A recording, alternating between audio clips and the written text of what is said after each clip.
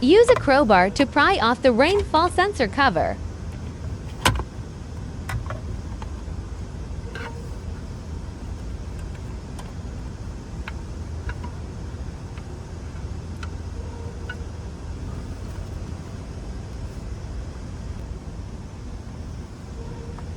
Remove the interior rearview mirror and disconnect the power supply.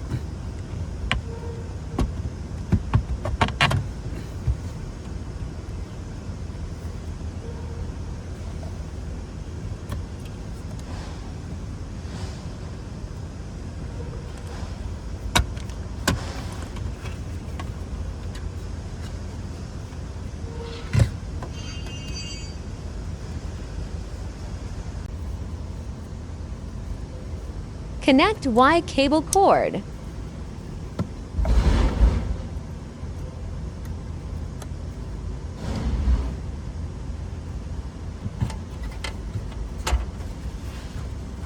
Restore cover and interior rearview mirrors.